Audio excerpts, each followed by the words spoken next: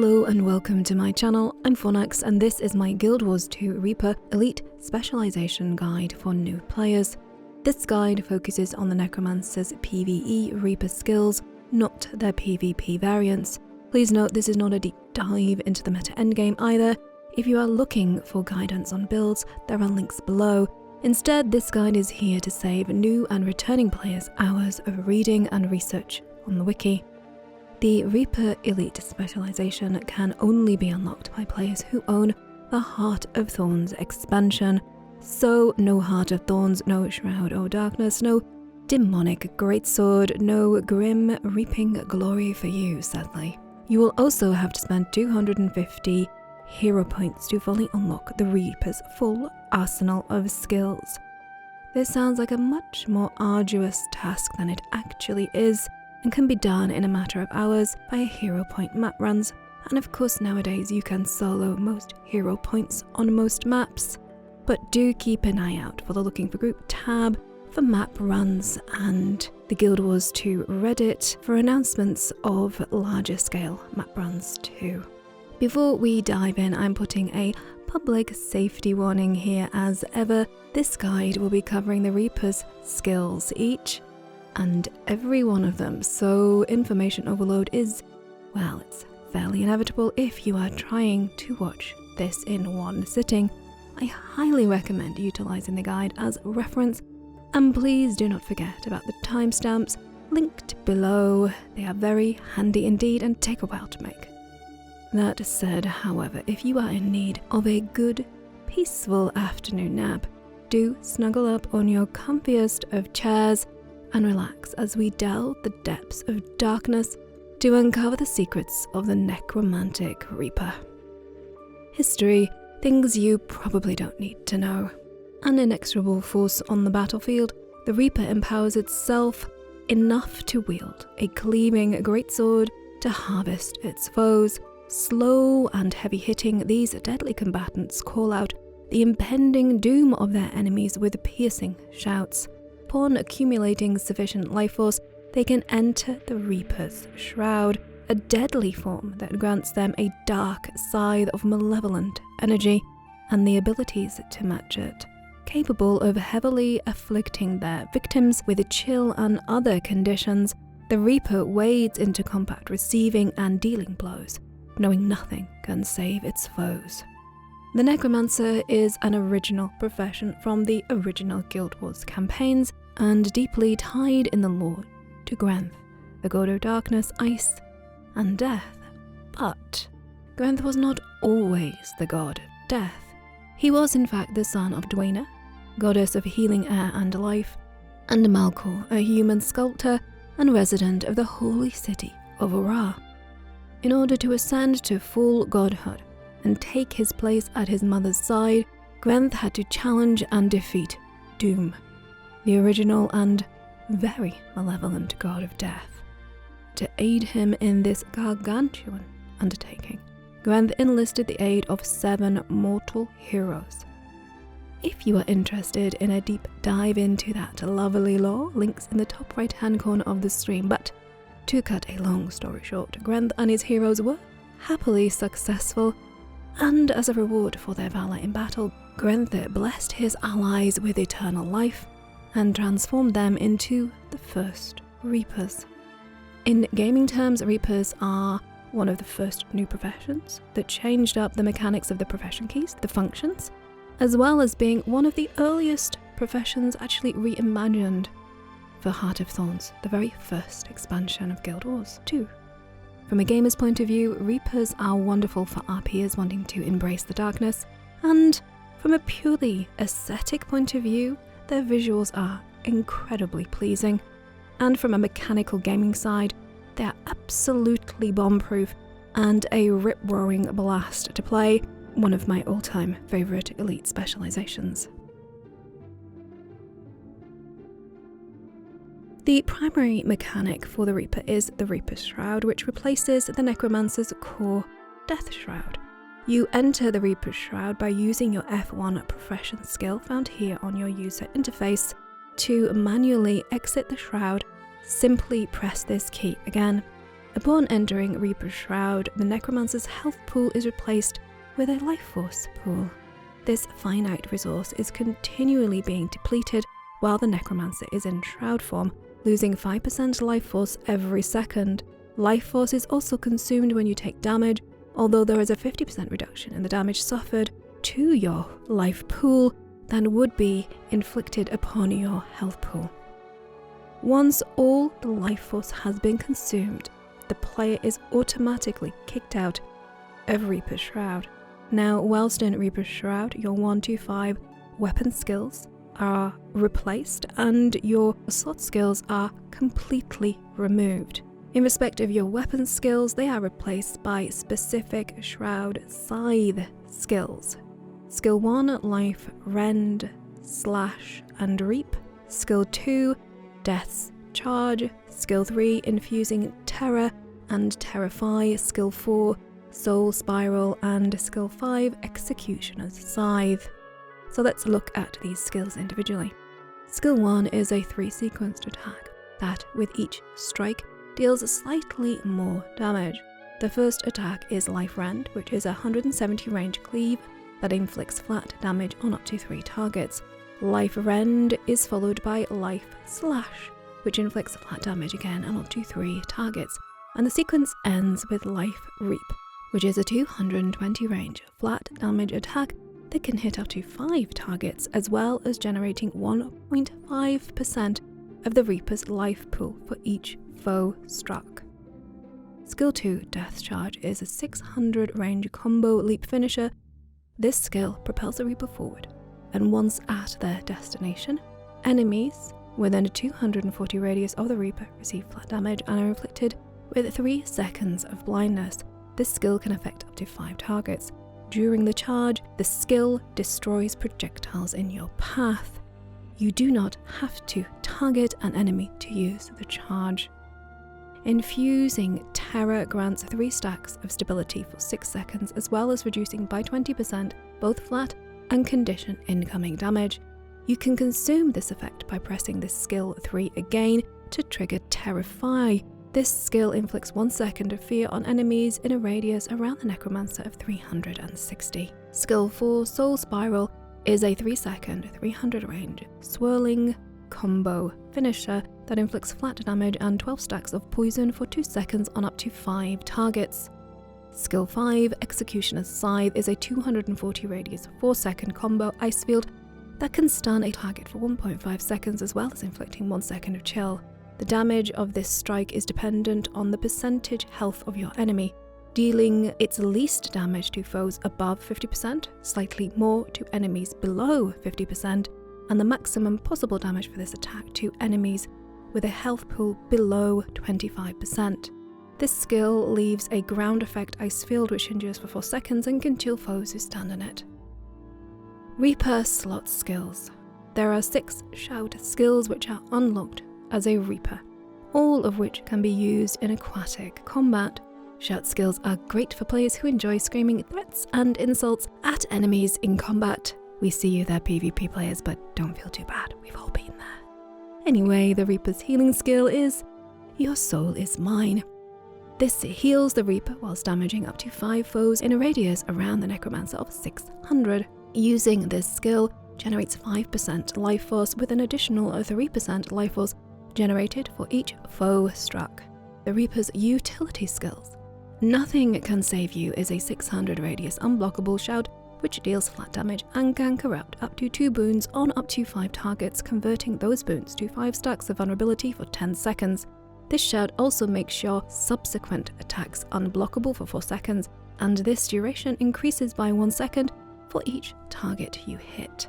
Rise is a 600 radius unblockable flat damage attack which can affect up to 5 targets. This skill also summons Shambling Horrors, who utilize the skill Dark Bond, which transfers a portion of incoming damage on the Reaper to your new horrifying little puppy. An additional Shambling Horror puppy will be summoned for every enemy struck by the shout. When the Shambling Horror expires, either at the end of its 25-second duration or due to the damage absorbed, Death Nova is triggered. Death Nova is a 240 radius 2-pulse unblockable poison combo field which deals modest flat damage and inflicts 1 stack of poison for 5 seconds on up to 5 targets inside its radius. Suffer is a 600 range flat damage shout, which inflicts 3 seconds of chill on up to 5 targets. The skill also transfers a single condition to foes struck by the shout. All Weaklings is a 600 range stun breaker which deals flat damage and inflicts weakness for 8 seconds on up to 5 targets. This shout also grants you 5 stacks of might for 10 seconds and an additional stack of might for a further 10 seconds for each target affected by the shout. The Reaper's elite slot skill. Chilled to the Bone is a 600 radius hard crowd control which freezes up to 5 enemies, effectively stunning them for 2 seconds. This shout inflicts flat damage, 4 seconds of chill, and grants the Reaper 2 stacks of stability for 10 seconds as well. On to weapon skills. When you unlock the Reaper Elite Specialization, you also unlock a brand spanking new weapon for the Necromancer, the Greatsword. Please note you can only equip your new giant headlopper when you have selected the Reaper Elite Specialization in your build. It is hard locked to the specialization, and you can only equip Elite Specializations in the bottom tab of your build. I still haven't found out why that is. So let's look at the skills of our beautiful Whirling Blade of Damnation. Skill 1 is a 3-sequence 130 range cleave attack which can hit up to 3 targets. The sequence starts with Dusk Strike, then Fading Twilight, which both deal flat damage to targets in front of the Reaper. Both these skills generate 1% life force for each target hit, Fading Twilight dealing marginally more damage than Dusk Strike. The final strike of the sequence is Chilling Scythe, which deals even more flat damage than the previous 2 hits, as well as inflicting 2 seconds of chill on targets. The life force generation of the final strike is also increased to 5% for each enemy struck.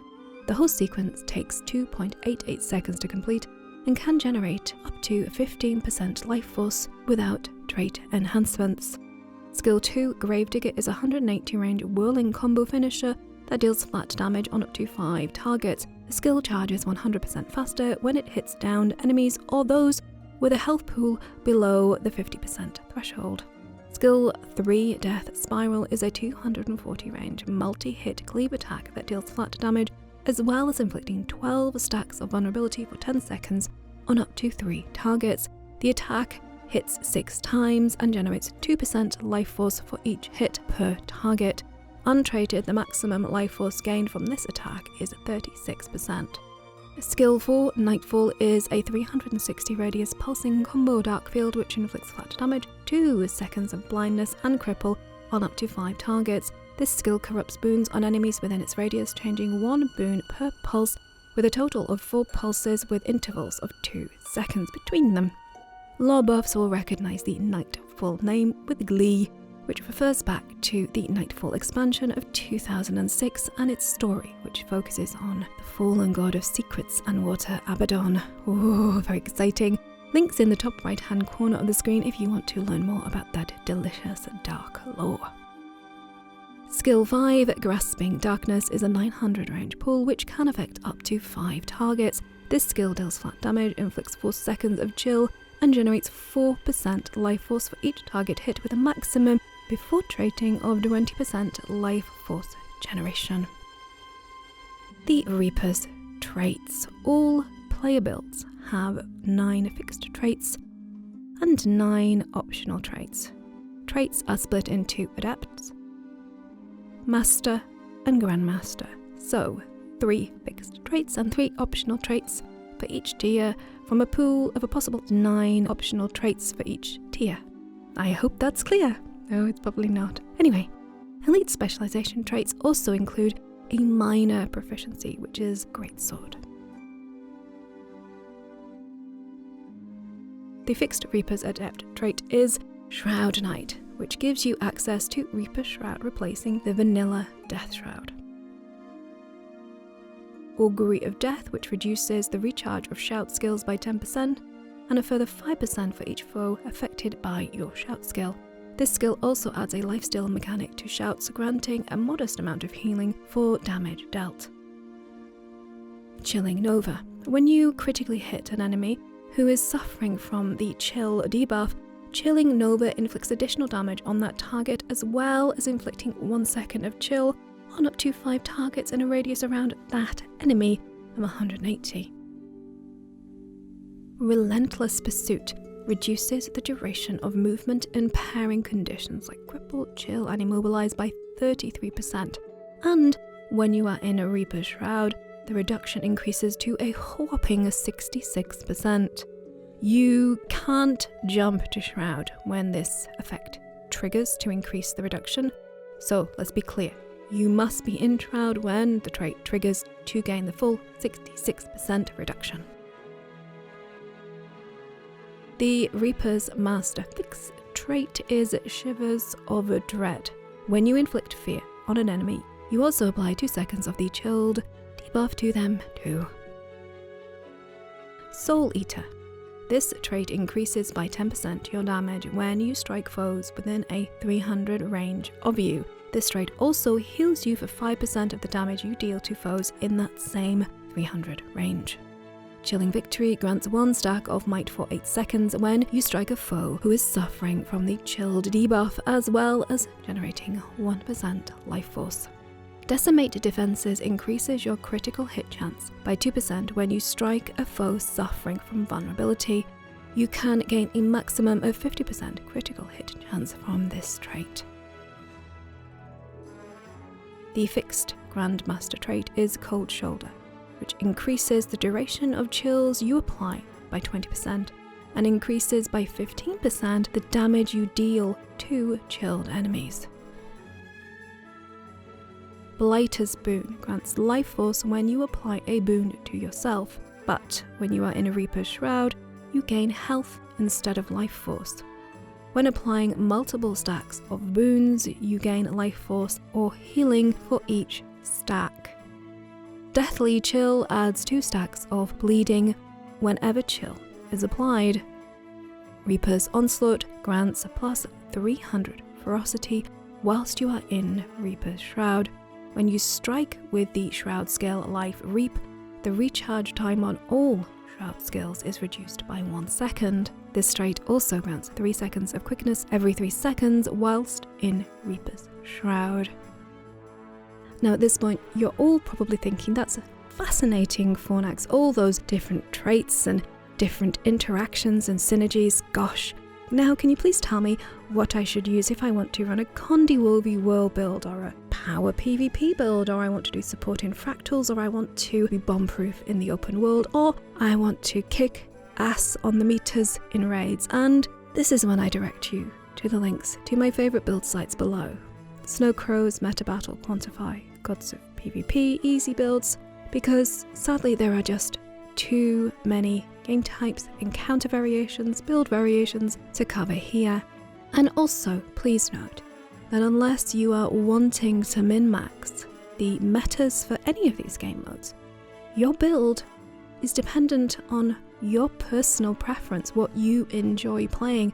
So honestly, the best advice I can give you is experiment, find a game style you enjoy, but don't be afraid to try different things, because you never know what dark and devious delights some strange build combos might give you in-game. Now if you have specific questions, please do leave them in the comments below, or head over to the Guild Wars 2 Reddit community, which is a vast resource full of very knowledgeable players, numerous build threads, and links to other creators who are far better at build theories than I am. Now as with all elite specializations, the Reaper has 2 unique weapons. The exotic Reaper's Greatsword, which is unlocked when you unlock the Reaper Elite specialization, and its ascended variant, Dark Harvest, which requires quite a taxing 14-item collection achievement, linked to the Heart of Thorns with its story, maps, gear. Worth it though, beautiful sword. Also, you get an exotic headpiece, very easy to get, the Reaper's Hood, which you get by unlocking the Reaper's skills quite easily here. This helm is perfect for when you're having a really bad hair day, or a bad-faced life. I feel like that's me.